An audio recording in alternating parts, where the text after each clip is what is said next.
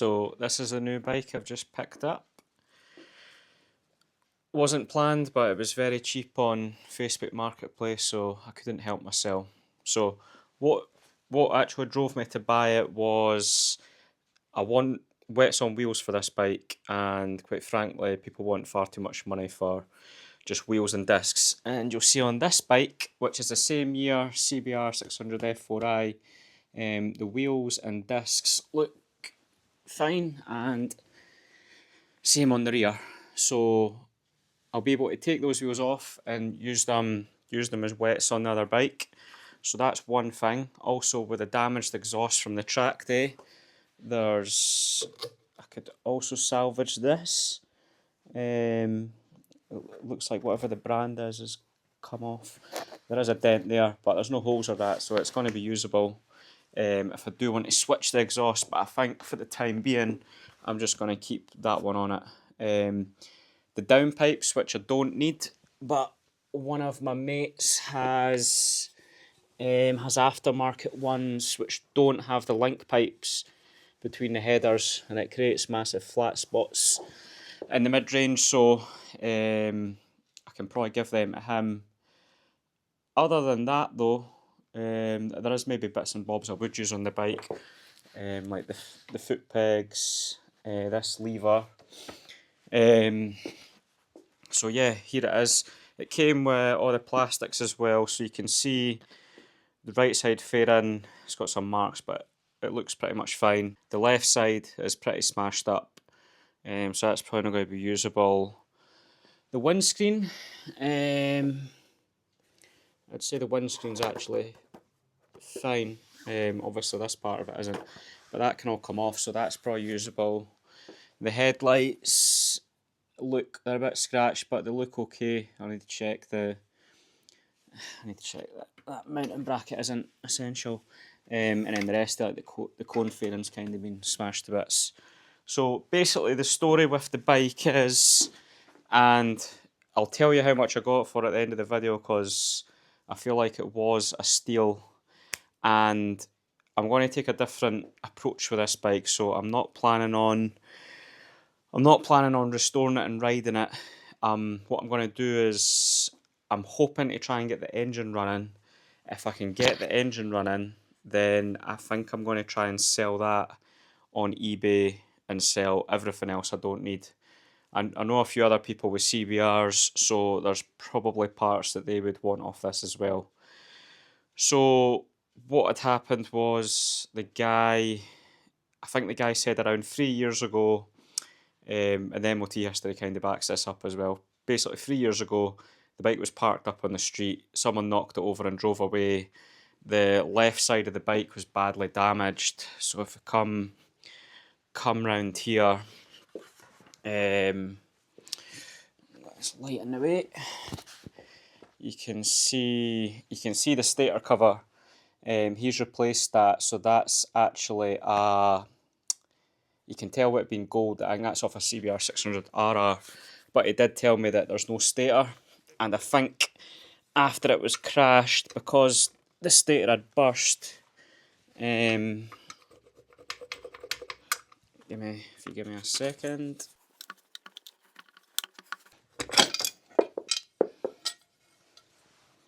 So you can see there isn't actually a stator on the bike, and I'm hoping that, I know the stator's needed for charging the battery, and I can't see where the cable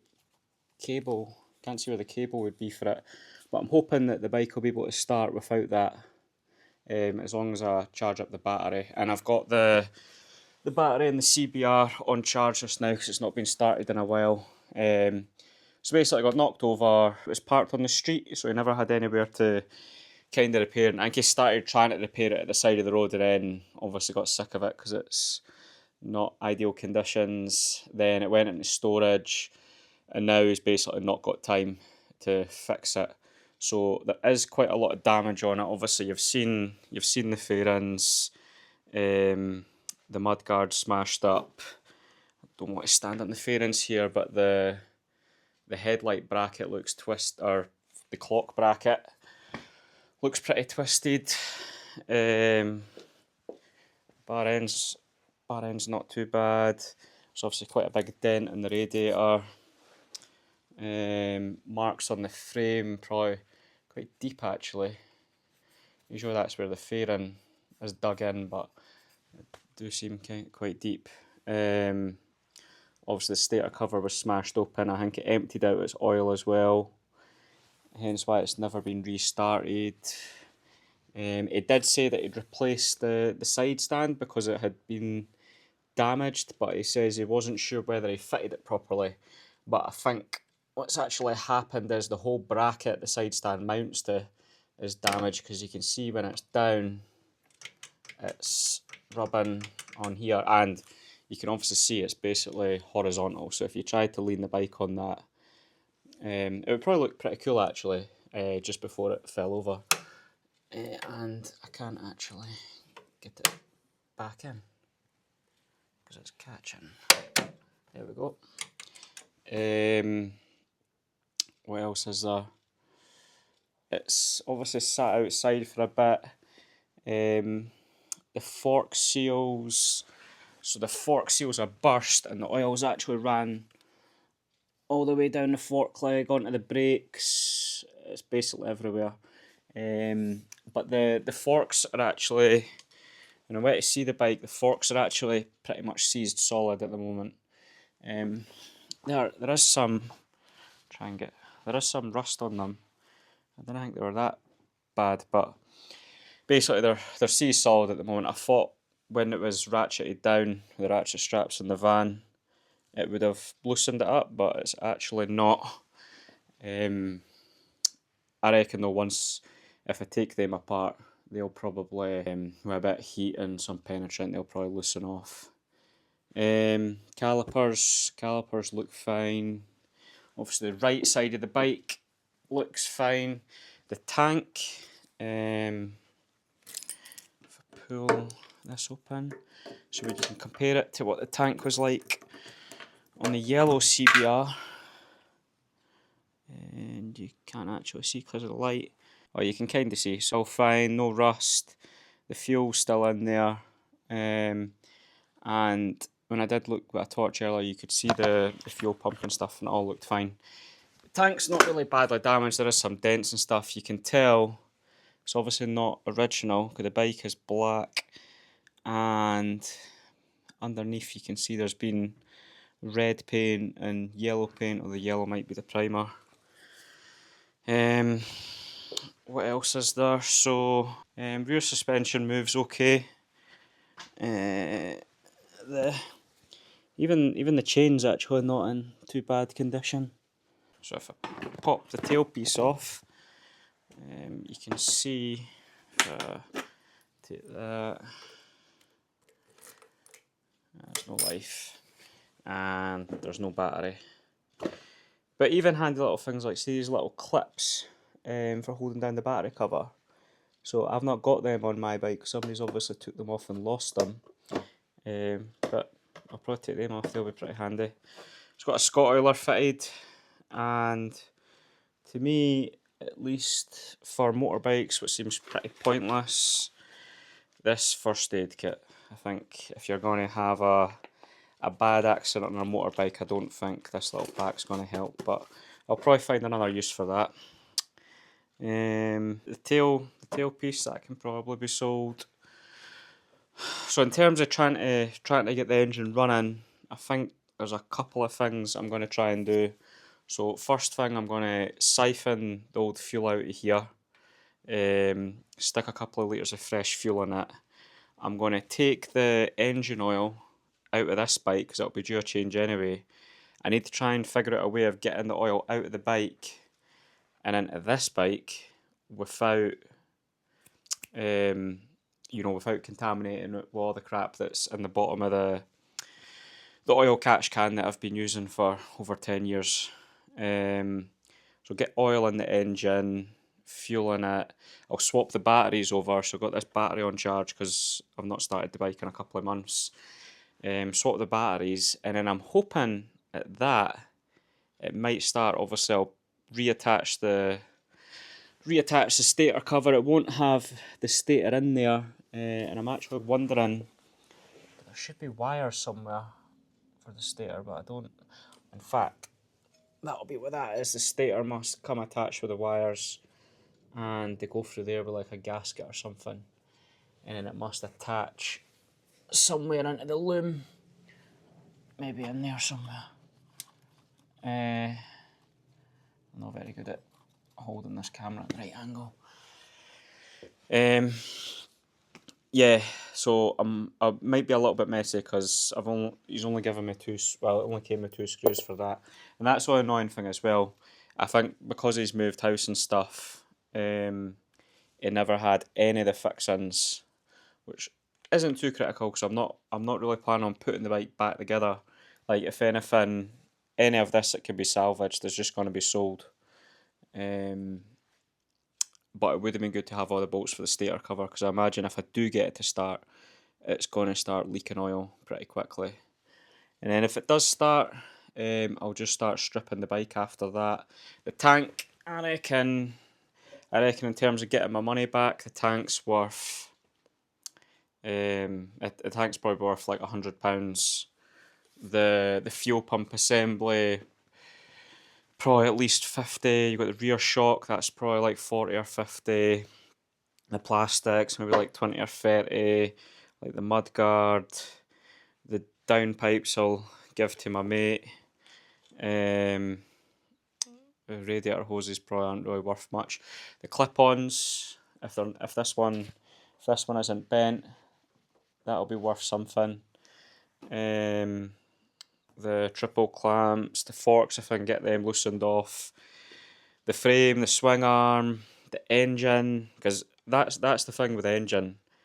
I reckon if I can get that running, just so that I can sell it, when I do sell it, I can say I at least know it runs, and it runs on 4 cylinders, and there doesn't seem to be any major issues with it, then I reckon that the engine alone will be worth at least £500. I'm not really sure how you'd go about shipping it, because it's obviously going to be a ton weight, and I guess like the courier would probably need like a tail lift or something to get, so it'd probably cost a fortune, but I guess that would be for the buyer to pay.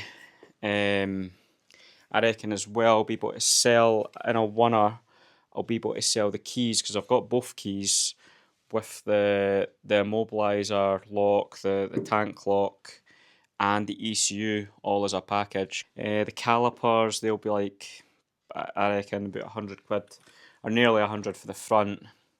Don't know, 20-30 for the rear master cylinder.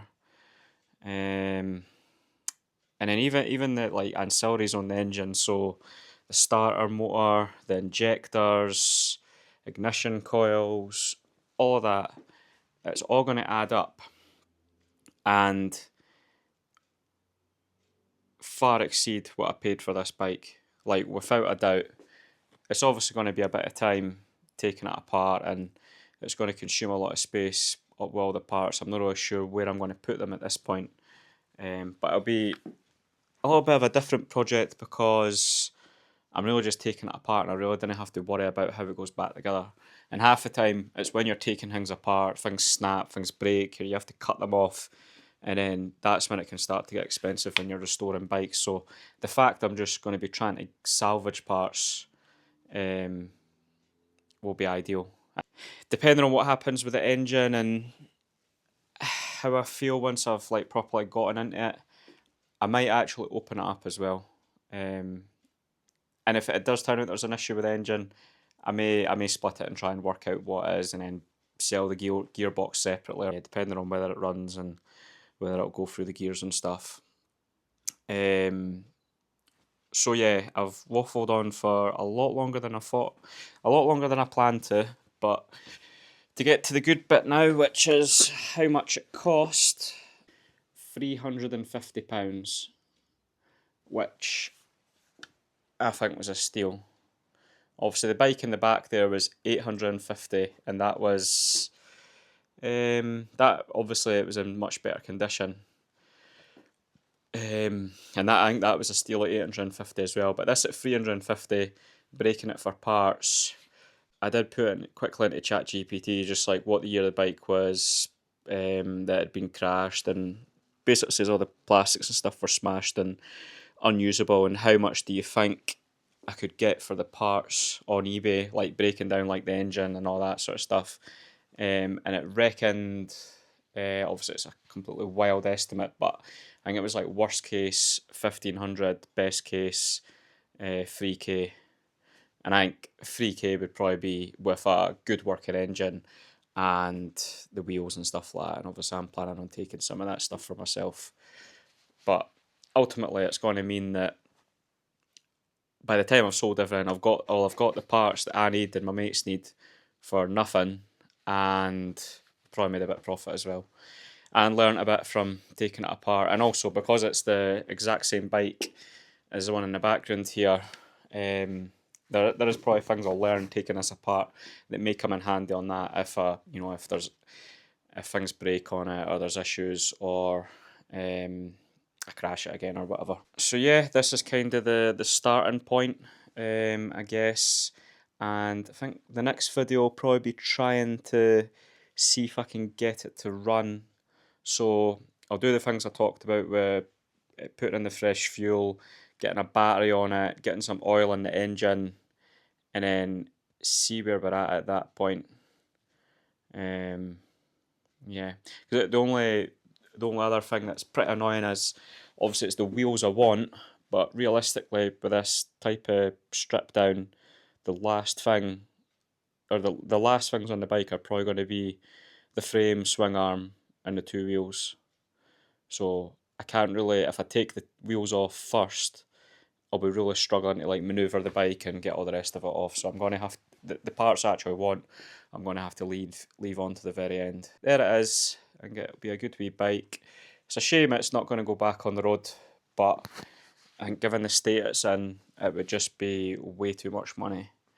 And the mileage is pretty high as well. I think it was just over 60,000, but unexpectedly it did give me like a 1.5 inch thick wallet with like all the receipts over the years. So I think obviously it's high mileage, but it seems like a lot of money's been spent. Like I'm guessing it's probably been serviced, the engine will been serviced regularly and whatnot. So yeah, there we have it. Next bike and another CBR. Tune in for the next video and we'll see if we can get the engine running.